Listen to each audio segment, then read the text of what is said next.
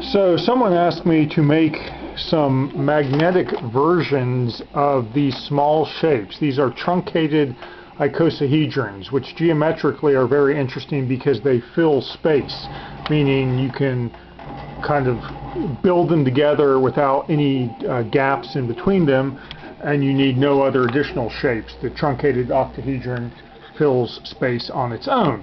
I had 3D printed some again for a friend in the past, and he came back to me and asked, hey, can you make them magnetic?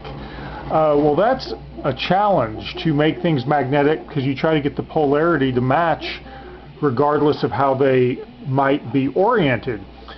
Someone else had indicated to me one way that this can possibly be done is that if you put a round magnet, you can buy round spherical magnets, inside the shape and let them have a little bit of looseness so that maybe the sphere will spin and orient itself to the most advantageous polarity in relation to the adjacent pieces when you're trying to stick them together.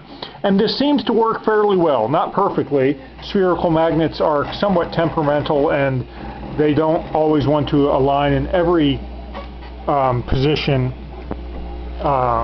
as you may want, but it does work in theory. So what I'm doing over here on my 3D printer is I'm printing these shapes, and you see there are holes, depressions in them, and I'm about to pause this and drop the magnets down into position. Let's see if I can set up my camera, prop this up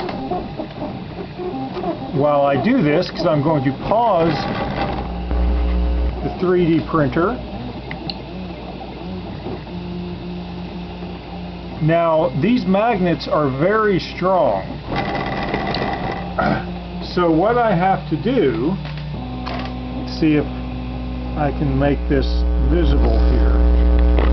What I have to do is when I put one of the spherical magnets down in the hole, I then have to put smaller magnets down on the bottom to hold the spheres in place, because what will happen is not only would they want to potentially jump out next to one another, because again these are quite strong, but the bigger concern is actually that when the 3D printer starts back up and starts to print over the top of these, that these very strong spherical magnets would pop out and stick to the bottom of the extruder print head, which could then cause all types of trouble.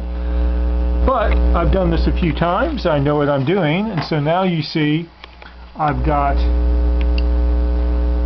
the spheres in place, and as soon as the extruder head heats back up, I will resume the print, and it will print over top. And what I end up with, to make clear here, is one of these 3D printed truncated icosahedrons, which are completely solid in the sense of they're all one print. They're not two pieces clipped together or glued together. There's no gluing. These are just printed as one piece.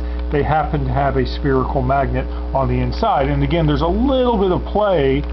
They jiggle around, so hopefully these do rotate and to whatever orientation might be most advantageous. Now this will resume printing here in just a second.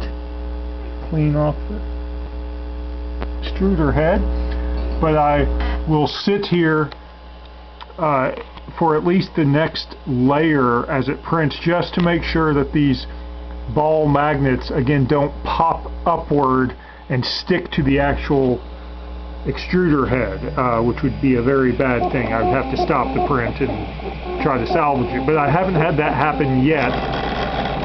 So what you'll see on this very next layer, it is going to print over the top of the magnet, creating a cavity, or covering the cavity, and that way the spherical magnets are secured on the interior. I'll just hold this for this one print, let this go. This seems to be working pretty well, and in the end the pieces do stick together. They work. Again, not as the magnetism still has a little bit of quirkiness to it, and they don't stick together perfectly, but it's much easier than trying to figure out some scheme where you embed magnets on the outside of these things. So the magnets are completely hidden on the inside. They're not going to come out short of busting these pieces with a hammer or something.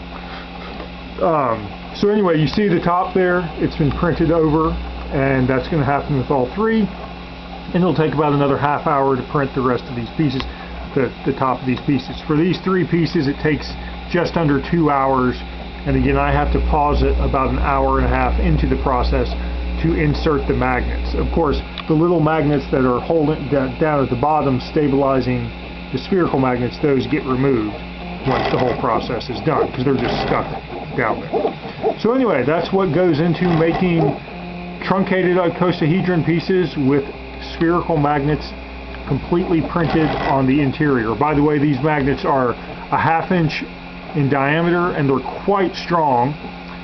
You can get much larger magnets, but they wouldn't really make a fun toy because they would just be so strong they wouldn't work at all. You can get smaller magnets as well, but then you know you'd want smaller pieces.